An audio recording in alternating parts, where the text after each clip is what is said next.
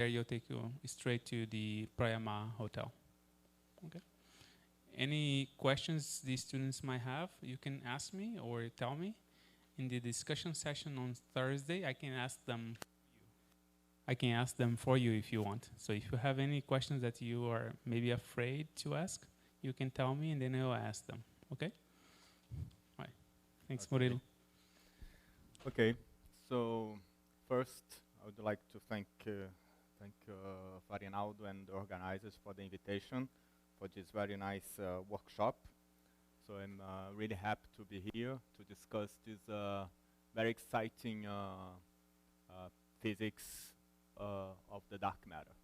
And what I will try to do here is to show you some results performed at the LHCb experiment, which are related to dark matter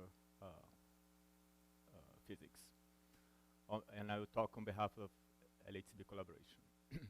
So what is LHCb? Also Stefano, I thank him for introducing the LHC accelerator.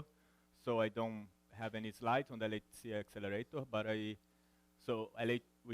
Atlas is one of the LHC experiments at at CERN, and we also have a LHCb, which is a single-arm spectrometer, shown in this figure, where the collision point takes place in this red spot, and it's fully instrumented in the forward region. So the proton-proton collisions happen here, and you have this forward geometry, which is related to the fact that most of the BB bar is produced in the forward direction.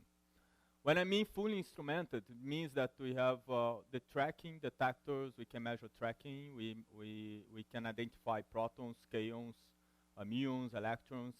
We have a calorimeter, so we have the muon identification. It was first designed for heavy flavor physics, but we also exploit this detector for general purpose physics. So what I'm going to show is some of the analyses are heavy flavor analysis, which involve heavy flavor decay, and some of the analyses are general purpose physics analysis, which will more similar to what Stefan showed for Atlas. Here I show what if we would draw the LHCb detector together with the CMS detector. So CMS detector is similar to the Atlas detector, is what we call 4-pi, which is basically a full coverage. Atlas is bigger than CMS, but so if we were to draw the LHCb together, you see that the LHCb is basically taking this forward direction, which makes LHCb complementary to Atlas and CMS, which is very nice. And I think it will be clear in the results I will show that the results will be quite complementary to what Stefan showed. So LHCb took data with the same period as Atlas and CMS, what we call run 1 and run 2. Run 1 was 7 and 8 TeV center of mass, and run 2 was 13 TeV. We also took data using proton lead, and proton lead and lead in 2013, 15, 18. And at the end of the talk, I also show some special data that we took as a fixed target detector, that it's not shown here. So why do we care about dark matter at LHC, and especially at LHCb? And the point is that if the dark matter somehow goes with the standard model particles, that can be, of course, studied or observed at LHC. So that you predict some signatures at LHC. That's what we are going to talk about. Some of the signatures that can be searched at LHCb are dark bosons. So we have all the dark sector. So this is a very rich phenomenological aspect.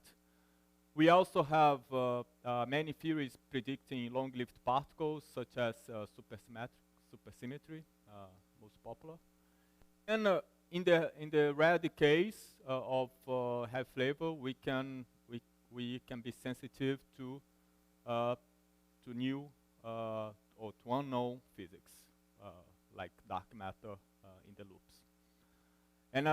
And here, what I show here is again a little bit why LHCb is complementary to CMS and Atlas. Since here you see all the subdetectors that all the subdetectors that particle detector is made of, and then in the x-axis the pseudo rapidity for where the detector is, and then you see that to have all the subdetectors in one pseudo rapidity is only LHCb, which makes us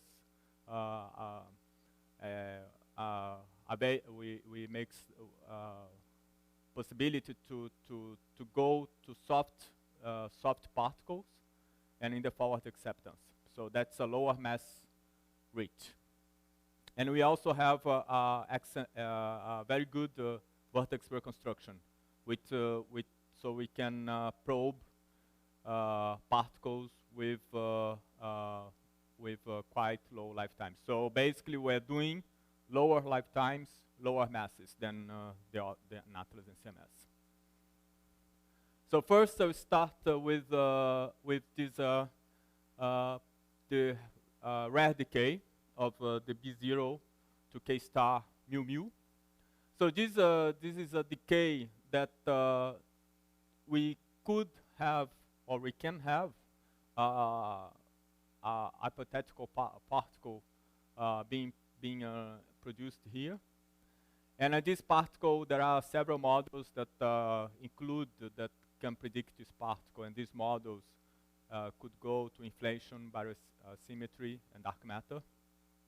What we do here at LHCb, we basically measure the final state particles, the K star decay and the mu mu. Since this is a quite rare decay, there are several backgrounds that needs to be reduced, and this is done by multivariate selection. And in a way that it's done, we have to be very careful with the mass bias. So this is done using a specific algorithm, which is basically independent of the mass. And here you see the result of the invariant mass of this K star mu mu.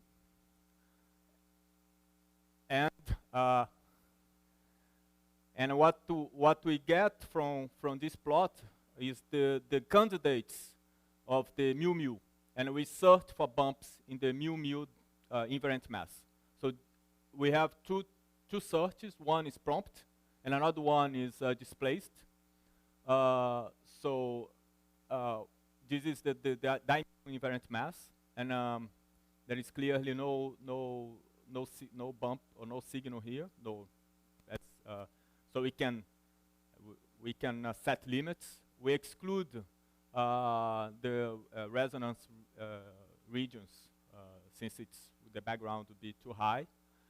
And what I show here, there is another limit, but what I show here is just an interpretation of this data, which is a limit for the axon model, where you see the axon-like particle decays to mu mu. Of course, when you reach the tau threshold, the limits become it becomes less strong. So that's why there is a drop here. But this is the kind of a similar search we can do for the B plus decay, where we have the K plus mu mu. And in this case, there are dark matter sectors that can be studied by looking at, here we decided to go to 3 regions of decay time. And you see that not only that, and then we also, in this case, the K plus mu mu, we have a very known decay of the B plus, which is K plus J psi to mu mu. So instead of having, or not exactly this diagram, but instead of having mu mu coming from this hypothetical particle, we could have a mu mu coming from J psi, which is very, very useful to normalize the limits. So this is done for this search. So what we get is the limits for lifetime and the mass of this dark matter particle. And what we see in the z-axis is the branch ratio of this decay. Of course, we cannot know which the branch ratio of the B plus to K plus chi and chi to mu mu. So this is the multiplication of the two branch ratios. And also there is also we could also make the interpretation for this inflaton model. And basically here we take this mixed angle to be proportional to the branch ratio of this decay. And then you have the data can be interpreted in this plane here of the mixed angle and the mass. I'm not sure if you know that at Fermilab there was an experiment called LHCb that made not an observation, indication or evidence of the sigma plus to proton mu mu decay. So this is a standard model decay. This is the Feynman diagram for this decay.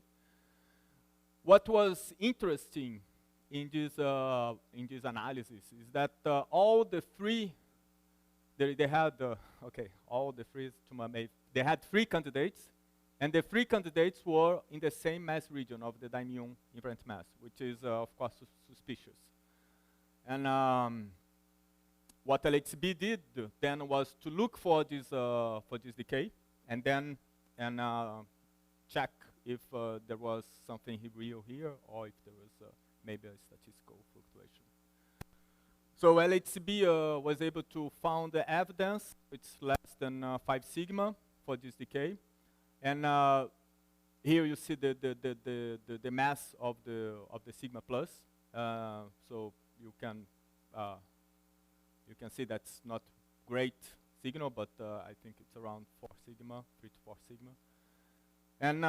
And you look for the mu mu invariant mass.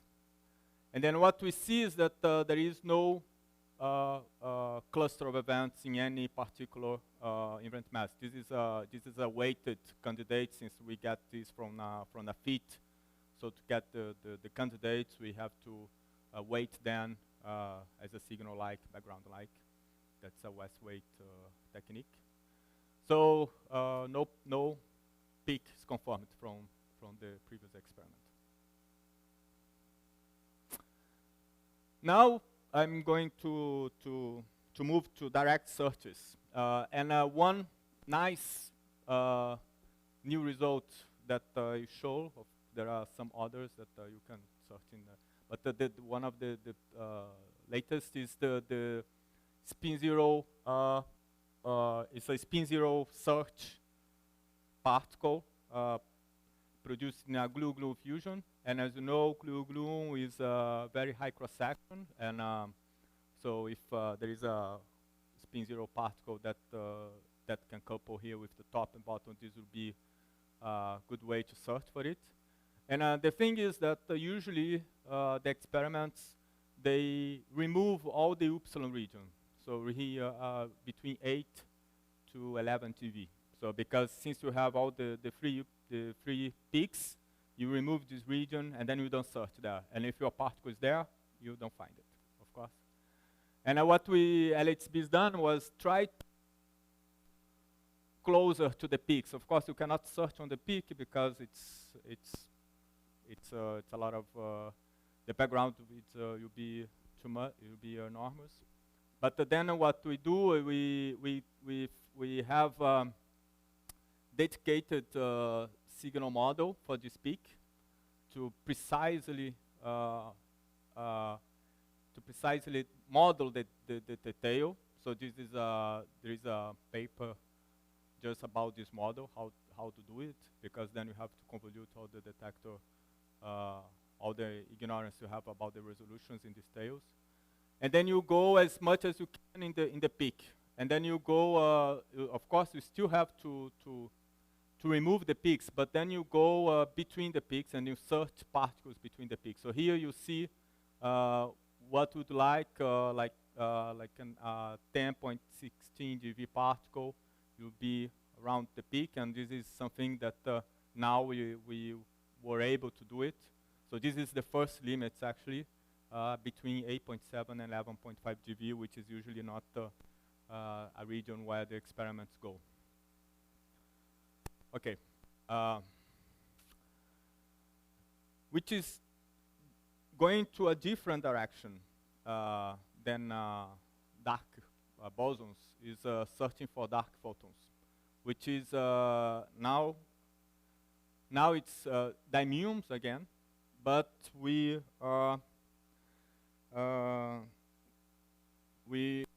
actually have a way to search for these bosons in a data-driven way. So the thing we do, we have the number of expected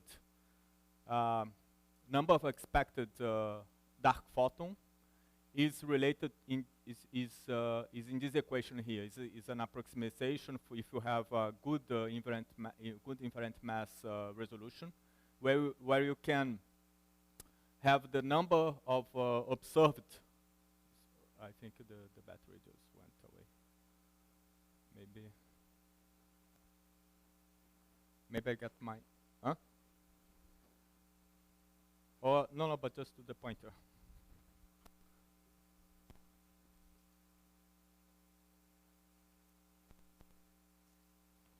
It's working. So I should press. Maybe I'm too soft. Okay.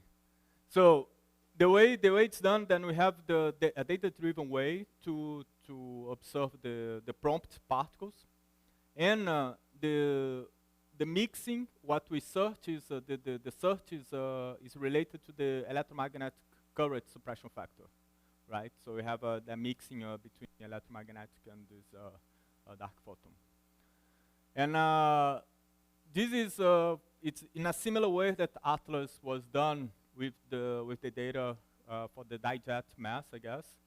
Here we choose to go to a trigger where we don't save all the information of the detector. It's a lot of information to be saved, so we save only the information which is important for this measurement, and we can actually go down to the threshold of this production, which is 2 times the mu mass. So we go down to 2 times the mu mass up to 70 GeV. So the trigger is ampli-scaled in this case.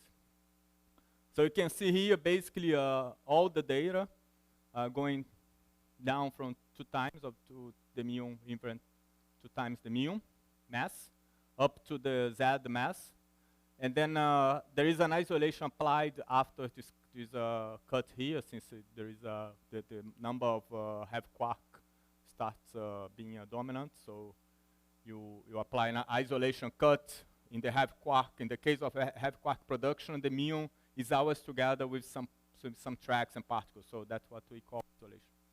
And then we fit this variable here, which is related to the impact parameter of the muon.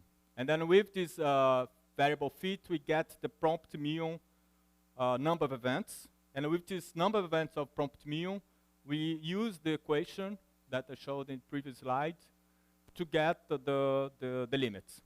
And here are the templates that we use to feed the data. We get them from basically, we get this from data. We get from the J psi mass and the Z mass. We have here a simulation correct to data, and this is and we have also the same sign. This is coming from the same sign muons, which is also data-driven. And we get here the limit exclusion for the suppression factor with respect to the mass. So here I show, I don't show which experiment is that, but I believe there are some fixed target experiments here. And then this is of course we don't reach the level of it's maybe Clio or Baba in this region, and then but we go than 10 GV, and then we have a region here which is only LHCb. So this is expected to be actually updated with more data, and also that's an analysis that we are going to do it in the next run. And another thing that we can do is to search for long-lived dark photons, which means that this dark photon can have a lifetime. So it can travels and decay, right? And the main background in this case, because we don't have many particles at LHC that have a long lifetime, right? We have the B's and D's, but they are not that long, and you can veto them very easily. But one of the things that we cannot veto very easily is the material interaction, actually. So here we had a specific analysis that was done to know exactly where the detector is. So this is data. This is our vertex locator detector, where we measure. This is actually the map of the cavity of this detector. And then what we do is that photon conversion background. So we have a photon that can convert to a pair of electrons or a pair of muons. And then we measure these vertices, and then we do this map. And then we veto this map in the search, right? So that's what we did for the same kind of search. We had, this is not as the range is not as big as the prompt one, but this is the first displaced search, not from bin dump experiments. So this is very nice stuff that we are going to also continue doing. Now going to a more more particle physics, or maybe less dark sector. Can be dark sector, but there are also supersymmetry or other models that can include dark matter in their model. So this is one case where we have a Higgs boson decaying to 2 hidden valley particles. And these are displaced particles, so it means that they are going to decay very far away from the interaction point. So we can, in that case, this dijet background that we say, oh, this is a very huge cross-section, we cannot deal with it. In this case, this is all gone, or not all gone, unfortunately, but most of it we can veto because we have vertices which are not in the primary vertex. So to mimic this is only if you have a random combination of tracks, which is still very common, but not as common if you take from the primary vertex. So we have a trigger for this, and then we analyze this data, and we have to do a kind of data-driven fit to the data. We use control samples and to understand if the fit is not biased and so on. We have the Monte Carlo, the signal model is taken from simulation, and then we do we extract the limits for particle models in that case. So I show here a limit for this hidden valley model where you have the Higgs decay to these particles with the lifetime. As you see that we can go down to 25 GeV particles up, and then we probe 1 picosecond to around 50 picosecond. So that's more or less what we can range, and then that's the kind of search we can do at LHCb, which is complementary to Atlas and CMS. A similar search is the mu plus jets. So this is very similar, but in a way that is done at the beginning. We started with a different model. It's a super symmetric model with R parity violation. And here we have this decay here of mu and two quarks, different flavor. What happens that, again, we have this displaced vertices that we trigger on them, reconstruct them offline. We fit the mass, and then we obtain the limits by fitting the signal signal plus background hypothesis with respect to the background only hypothesis. This is there are several limits that we do. This is an example. If we take the branch ratio of 10% for this long-lived particle, we can exclude then below 30 GeV, for instance, for Higgs mass decaying to this long-lived particle at 10% and a lifetime of 5 picoseconds.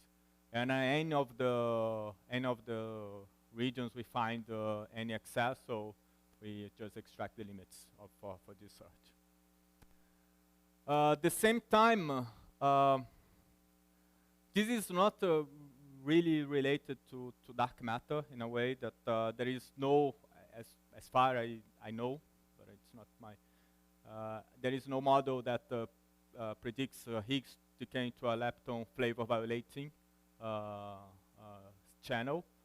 Like the Higgs to mu tau, but this is something we find interesting pursuing, since it can be, if you find, I'm pretty sure that once we find some physics that standard model cannot explain, for sure the models now that to include dark matter, they will have to include dark matter in this these other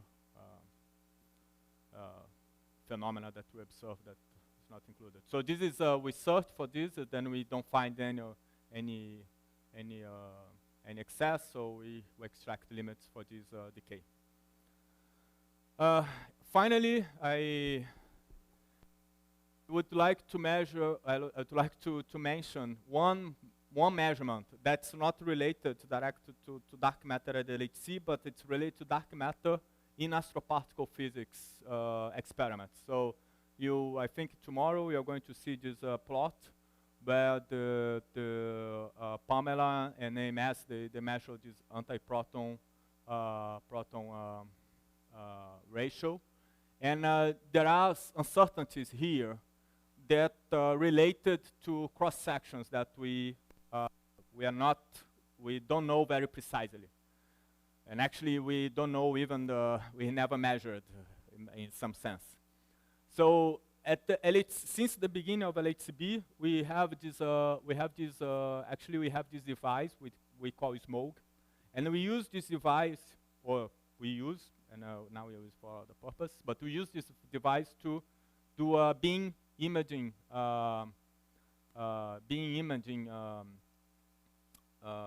It's a beam to do a beam imaging measurement in order to measure the luminosity.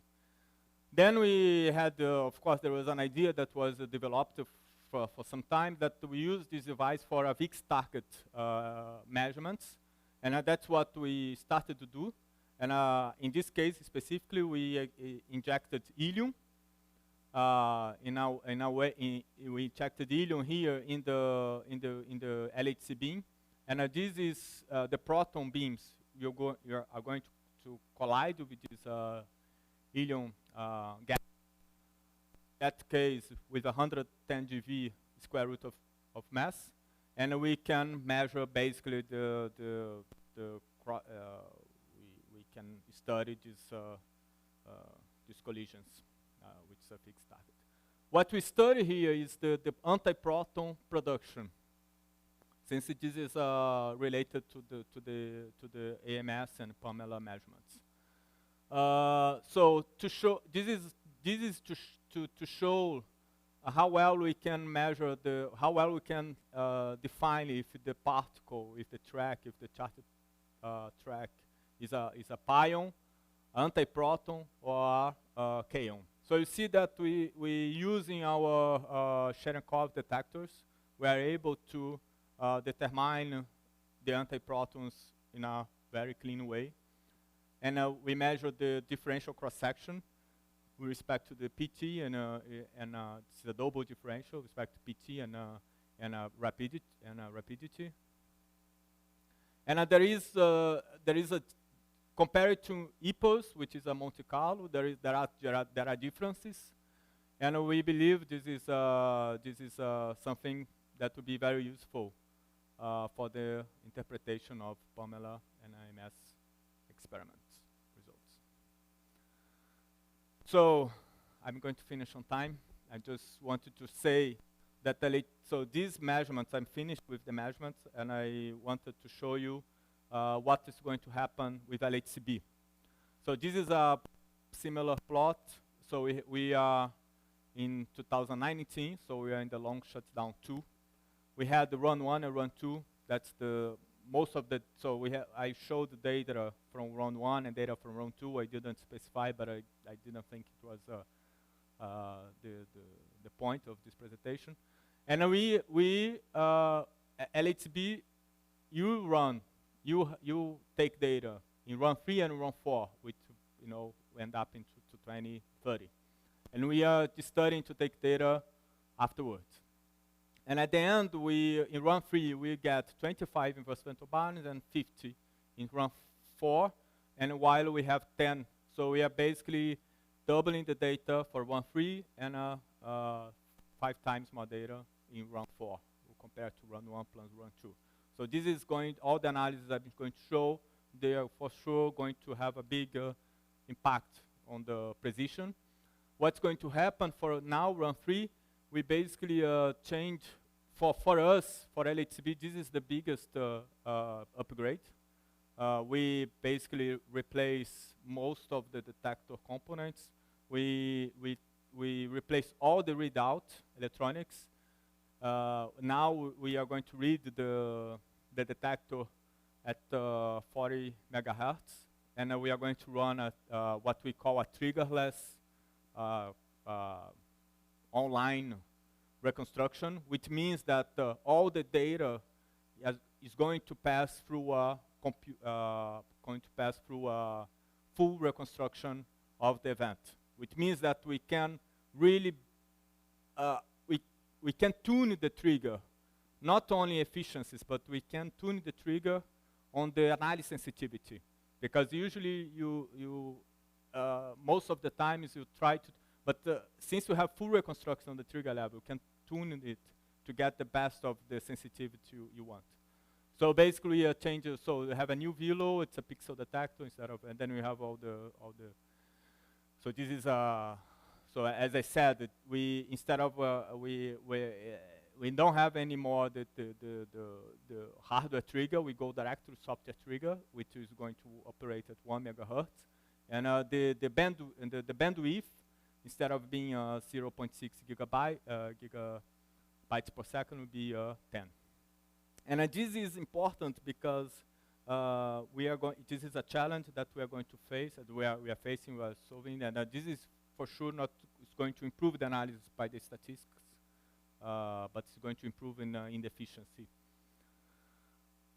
And I just finishing, I think two perspectives. One is this this idea of having a dark QCD which will predict dark pions in the LHCb detector, so that we call emerging jets. This is one of the ideas that we are going to start already at the run 3 with a trigger in place. And of course, this is one of the analyses that I just showed you of this hidden valley particle, how this is what we measure, this greenish here, then how we can extend this with run 3 and now with run 4 in the higher lifetime. So I hope I convinced you that LHCb has searches and measurement. The data we have LHCb is important to understand dark matter. And we have this unique capability to work with, to analyze secondary vertices at tertiary. and triggering going to very low PT. And if you want to go to all the other results, we have a link here. Thank you.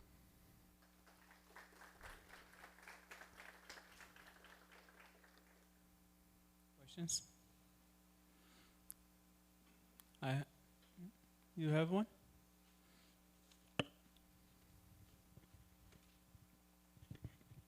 In the analysis of our parity violation, what is the dark matter particle, the dark matter candidate?